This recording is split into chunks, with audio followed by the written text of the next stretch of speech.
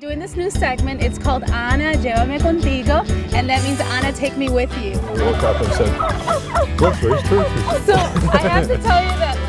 Have a great day, everybody. Vaya con Dios. This is going to be an open air market. We have different foods, different drinks, and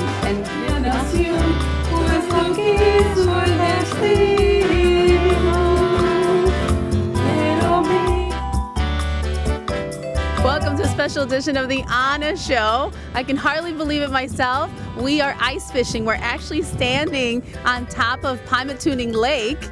It's amazing. It's 50 degrees out here. First time out ice fishing. We're here with Shane and Luke. What do you think of ice fishing? Awesome. Yep. It's awesome? Yeah. Awesome. Why is it so awesome?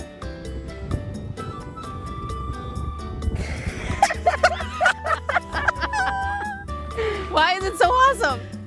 Because, I don't know, why is it so awesome? Why is it so awesome? Because you can. Because you're fishing on a frozen lake. Who fishes on frozen lakes? Usually you're supposed to be inside, enjoying a nice cup of hot chocolate. But no, we're out here. We're determined to catch a monster. What are you gonna catch? You gonna catch a walleye, Luke? I'm gonna catch some big fish. What kind of big fish? Muskie. So we didn't come out here on our own. We came out here with our fishing guide. Tim, thank you so much for taking us out here. Welcome. Setting us up.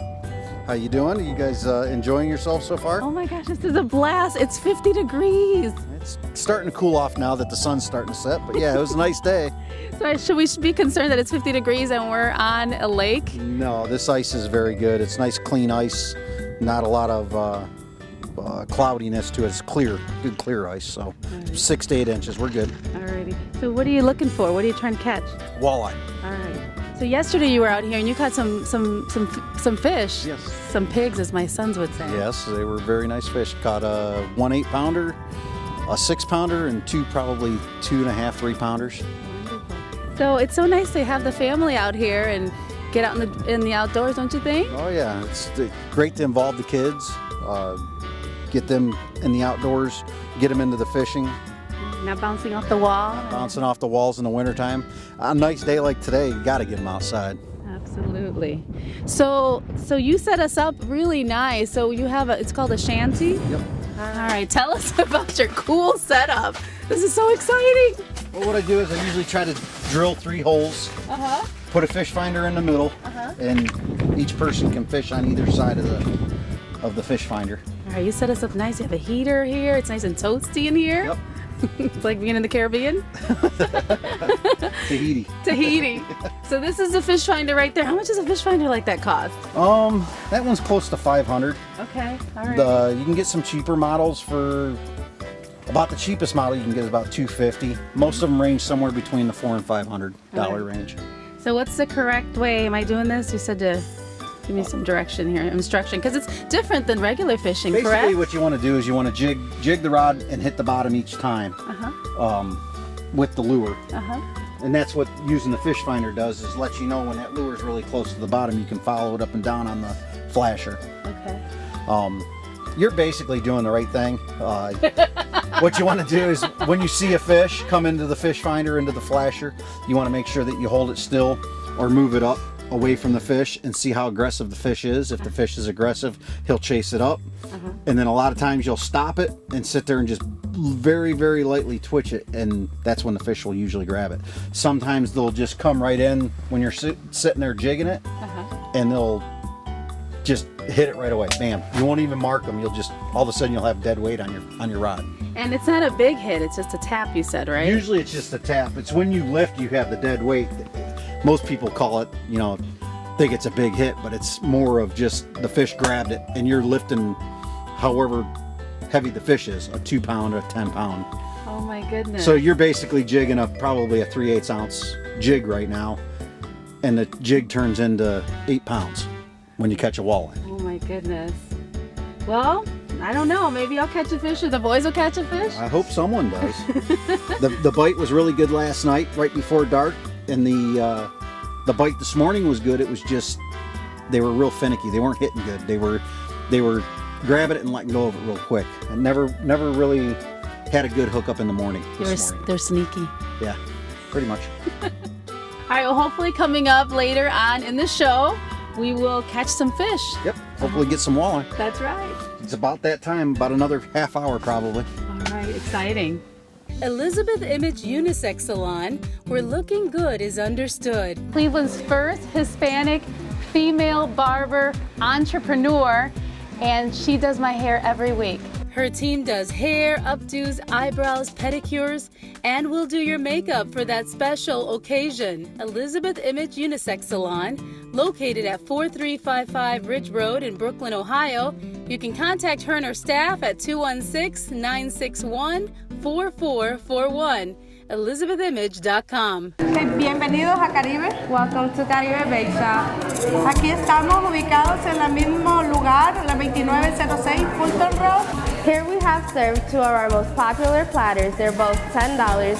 Come with a rice, a meat, a side. Sándwich cubano, sándwich de pernil, sándwich de jamón y queso. La gente puede ordenar para fiestas, para bodas, para cumpleaños. You can feel the love from just all of our customers here and how much they support us. He was the first Hispanic public official in the history of the city of Cleveland. He has met many presidents and won numerous awards, including the prestigious Outstanding Young Men in America Award, an award received by, among others, John and Robert Kennedy, Elvis Presley, David Copperfield, and Bruce Jenner. Today we spotlight Chairman of the Hispanic Roundtable, Jose Feliciano.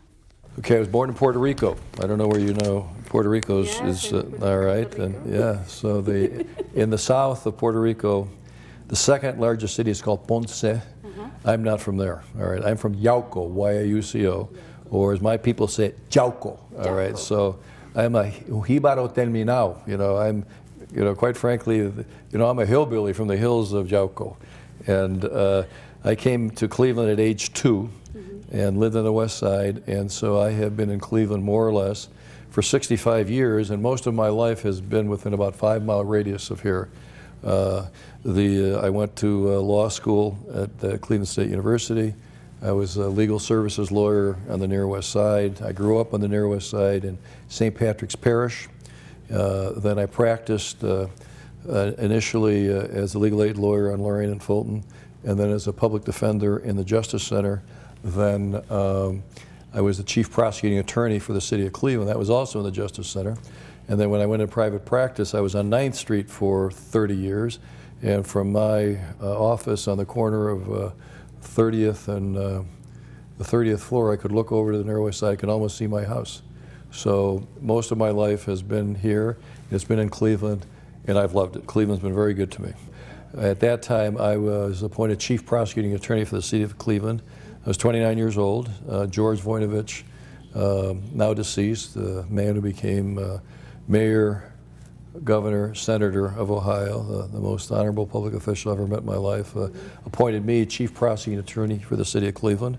And at 29, I was one of the youngest, second youngest to ever hold that position, one of the youngest cabinet officers or cabinet level officers in the history of the city, as well as being the first Hispanic major public official in the city, and I was honored to do that, and George Voinovich gave me that honor.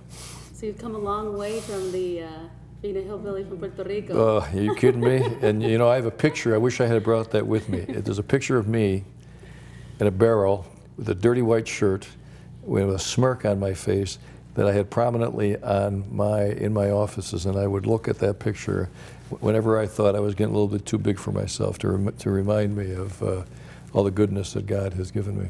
Oh, so you've come a long way, so blue-collar family? Yes, my dad worked at White Trucks. White Motor Corporation was on 72nd and St. Clair, and my dad worked there for 30 years, and he reared 2 lawyers and a teacher from there. Oh my goodness. Yeah, so. So tell me, when did you decide to become an attorney? Well, actually, I sort of backed into it because I wanted to be a social worker. So I was going to John Carroll University, and I had what's now called an internship at the Spanish American Committee. And my job there was to help people get social services, whether it was housing or food stamps or just basic services. And what I found was that I kept running into regulations. There were always these barriers about why you couldn't do something, all right? And my whole life has been about, quite frankly, I don't want to hear about why you can't do it. I want to figure out how can you get it done. And so my sense was, look, I'm going to find out why these barriers are there, and that's what precipitated my going to law school and thinking that I was going to be a social worker, and many people now still think I'm a social worker because that really is my passion. I'm interested in serving where I can serve, and that typically is what I'm going to call the average guy because I consider myself that and my background that. So it's an honor for me to do that. So do you think it was like your dad or your mom who well, it's interesting. Yeah, I think there's two fundamental things. One, obviously, my mother and father were the profound influence on me, and I got an enormous sense of obligation from them. But the Catholic Church had an enormous impact on me. Growing up at St. Patrick's Parish, where I started off being an altar boy when I was 10 years old, I lived across the street from the church. And back then in the 50s, you gotta remember I'm old now, this was the Latin Mass. Adem quile tifica juventutem meam, quia tuus Deus corditude mea. You said these words in Latin, all right? You had no idea what you were saying.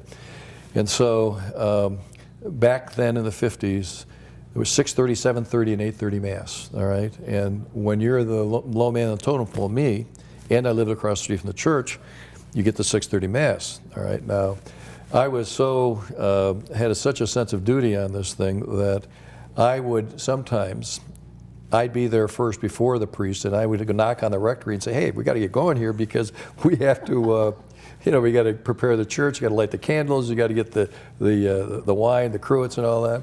And so I did such a great job at 6:30 Mass, and I wanted to work my way up to 7:30 and 8:30 Mass. And so my reward for all the great work at 6:30 Mass and being there all the time and being there early was more 6:30 Mass. What was the hardest case you've ever had to do? Oh, geez. Actually, it's interesting because it was the last case I tried. And I represented, this is all public record stuff, but I represented a department store, Dillard's department store. And what had happened was that there was a person there who stole a jacket, and he was on drugs. And then a security guard working for Dillard's then walked up, grabbed him, got into a fight, and then he flipped him over, and then he hit his hand, he spiked him into the ground, and eventually what happened is the young man died.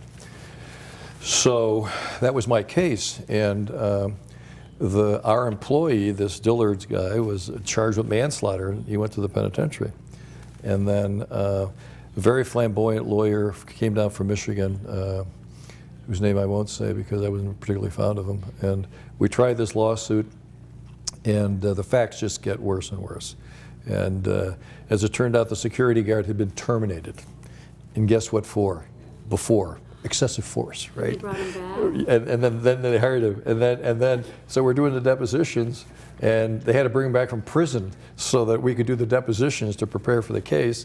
And we tried that case to a jury for, oh my gosh, probably 12 or 15 days, and then there was a mistrial. Issues that I'm interested in addition to being a lawyer, I've been very involved in the Bar Association.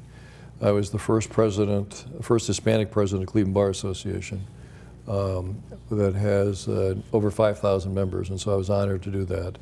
And then I had been elected to the House of Delegates of the American Bar Association nationally 4 times. So I currently sit in the House of Delegates, which is the policy-making body of the ABA that makes recommendations to the President and the Congress. And so I've really enjoyed my Bar Association work. And in addition to that, then I enjoy civic work and have over the last number of years been involved with a lot of economic and civic issues that my organization, the Hispanic Roundtable, our mission is what I call E-cubed, to be a catalyst in education, economic development, and empowerment. We want to help in those 3 areas. And We are all volunteers, and we try to help our community with respect to all of those three areas. And we have a convention every 3 years, the last one of which took place 2016. 3,000 people there. What drives you? Well, from my point of view, at this stage of my life, I have been blessed with far more than I ever imagined and far more than I deserve. And at the end of the day, service is what drives me. And the reality of it is, you only have two options, really. You can serve man, or you can serve God. All right. I want to serve God, and all of these experiences I have, they're all opportunities for service, so that I can glorify God. Wonderful. Well, it's an honor to have interviewed you. Thank you so much. I'm happy to have done it. La Mexicana, you can grocery shop and eat authentic Mexican food for lunch or dinner. And on Saturday morning, they have the best tamales anywhere in the country. Enjoy their fresh bakery. Bread rolls for 40 cents, only 60 cents for donuts, Mexican liqueurs, cookies, and chocolate treats. And they have great prices on meat and exotic vegetables. Visit La Mexicana, located on 170 East Washington Street in Paynesville. La Mexicana, su tienda para todo. I tell everybody about this place, La Mexicana. Hi, this is Matt Galini with Mentor iPhone Repair. We fix iPhones, iPads, and iPods. Most repairs are done in 15 minutes or less. If you're looking for a case for your brand new iPhone 7 or 7 Plus, we have plenty to choose from. We also have pre-owned devices at a great price. We can protect any iPhone model you have, even with the 5s and the 6s and the 6 Pluses. Need to get a grip? How about a pop socket? We also have a variety of iPad cases as well. I'm Matt Galini. Come and see my new store across from Great Lakes Mall. Shelly makes jewelry for me. You can contact her at 216-815-7600 or go to her website at www.secretplacemodstyle.shop. Accessories provided by Simply Silver, unique fashion jewelry, and more. Peggy Pokoroski at peggypokoroski@yahoo.com. You can contact me on my website or on my Facebook, The Anna Show. This may look like an ordinary Cleveland restaurant, but to many of the Cleveland Indians baseball players, this is home.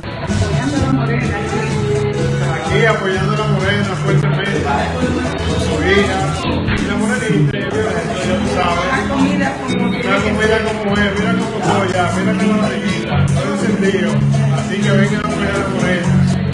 Welcome to La Morenita restaurant, which means the dark, lovely one. La Morenita is famous for her authentic Dominican food. She loves showing her customers pictures of her heavy-hitting fan club. A Robinson Cano, a David Ortiz, a Elvi Papi, a Nelson Cruz, que lo quiero muchísimo, a Miguel Cabrera, a Fernando Roni, a Carlos Santana, a Dani Salazar, a José Ramírez, que en confianza ellos ya llegan y me llaman y me dicen, Morena, tráeme comida, y que yo saben que yo no lo voy a dejar pasar hambre. With confidence and love, they say to me, Morenita, bring us food. They know I'm not going to let them go hungry. She has steak, beans, chicken, rice with pigeon peas, rice with black beans, meat pies, and a Dominican staple, eggs with fried cheese, salami, and plantain mash. All the food the Hispanic Cleveland Indians players love. Carlos Santana's mom calls La Morenita his second mom. She caters his birthday party every year. She also travels to places like Detroit to cook for the Detroit Tigers for players like Victor Martinez.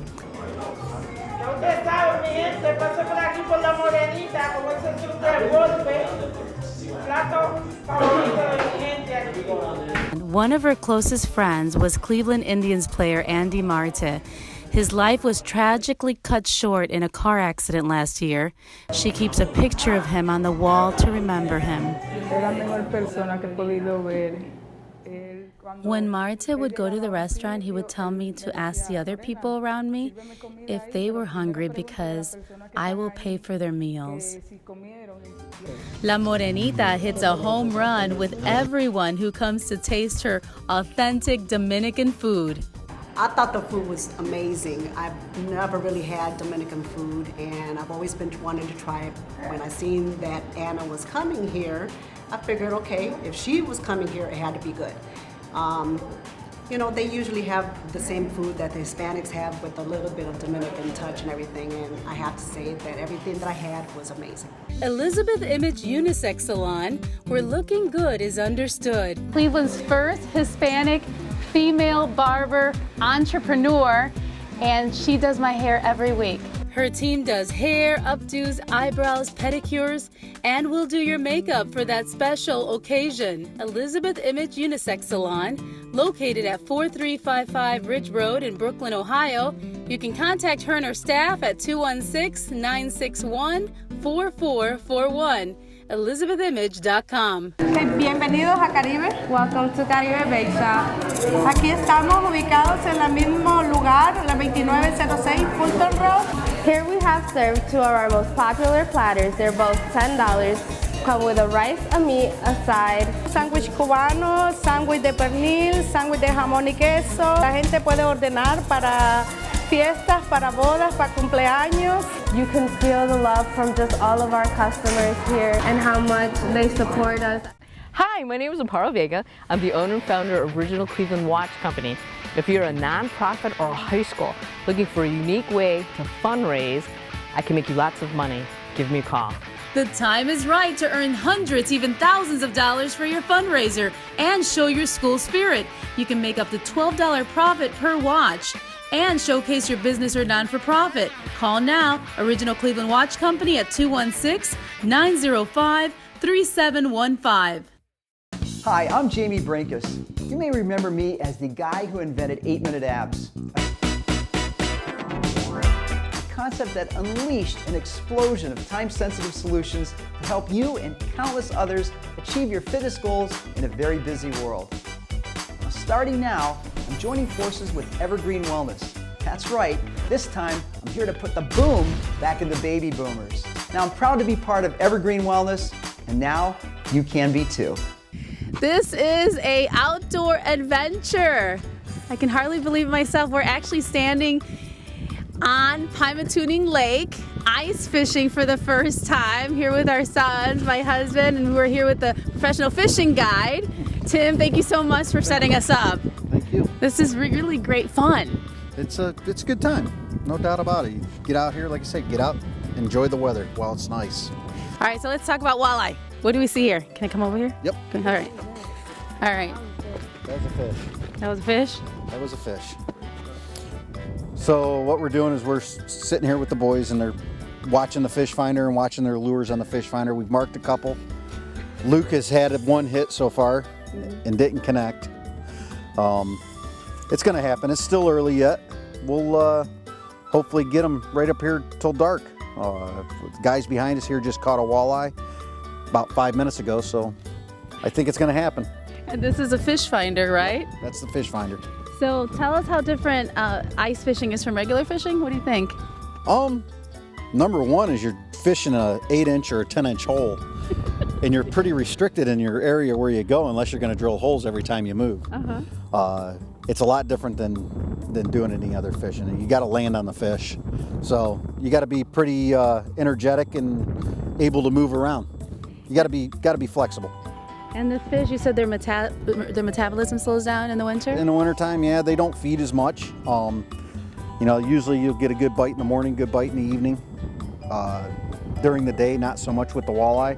You can target panfish, bluegill, crappie, perch during the day.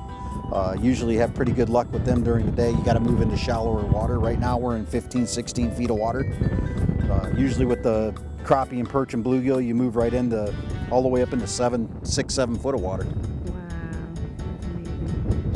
So let's talk about, this is kind of boring, but safety in ice fishing, because I know that our sons have been watching YouTube and they're like, oh, we'll just go out there on a lake and ice fish. Anytime if you think you're the first one on the lake, you should always take a spud bar with you and spud bar your way out. Hit the ice every time with it. It's a metal bar that you can jab the ice with. Number one, you should have at least 4 inches of ice if you're going to walk out. minimum, and it should be clean ice too. It shouldn't be rotten ice. Rotten ice would be white ice. Good clean ice would be crystal clear.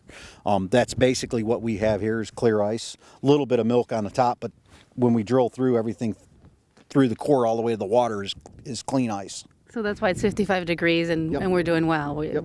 We're safe. Yeah. Wonderful. All right, so fishing is kind of an addiction, huh? For you? It's a good addiction, My wife would say so. but it's a good one. You could be Yes. doing a lot of other things. This is great. Yeah. So tell us the importance of just bringing the family out, especially when people have cabin fever, they want to get out. You know what? It's a great time just to get out of the house during the wintertime. It is. You know, especially on a nice day like today. I mean, there's a lot of things people could be doing today, and this is actually getting out, getting some exercise. You guys know you had a 3/4 of a mile walk to get out here. Oh, but we had so much fun. We giggled all the way. Yeah, it's a long walk. I mean, if you have all your stuff with you and your own equipment, I mean, you're dragging that stuff out. That's more exercise. So it gets you out of the winter blahs a little bit, get you some fresh air. It's a beautiful day today, you know, nice and sunny. So Yeah, hopefully catch some hogs. What do you think, Luke? You gonna catch some hogs? Yep. What are you gonna catch? Walleye. Walleye. All right. What about you, Shane? So what are you gonna catch? Everything. What do you think about ice fishing? I think it's fun. What about you? Why do you think it's fun? Because not everybody does it because they think it's crazy. They're usually waiting till spring or summertime. But if you're fortunate enough to have the equipment to do this, it's a blast. And that's thanks to Tim. Thank you so much. Thank you. This is awesome. hope you guys have fun. Yes, and we're not just saying that, we're really having a blast. I mean, it's 50 degrees, the weather's right, and hopefully we'll show you some fish.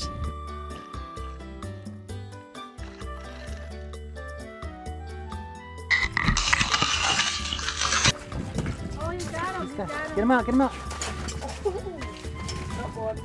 He's out. Let me see him. Oh, he's a keeper. Yeah. Bring him out here where you can see him. On the camera. Here, fold your chair up. Bring him out here. Good job, Shane.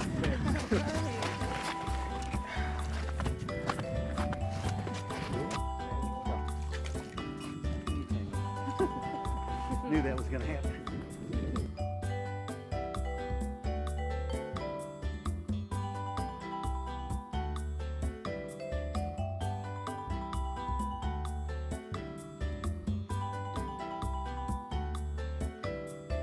All right, so for our Spanish phrase of the day, we are ice fishing, so fish is pescado, pescado, and when you're fishing, it's pescando, pescando.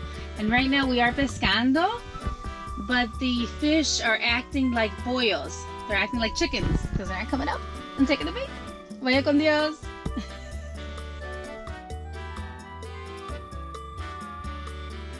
For more information on fishing charters, you can contact Captain Caruthers at 440-474-2179, or you can go to his website, www.tnvcharters.com.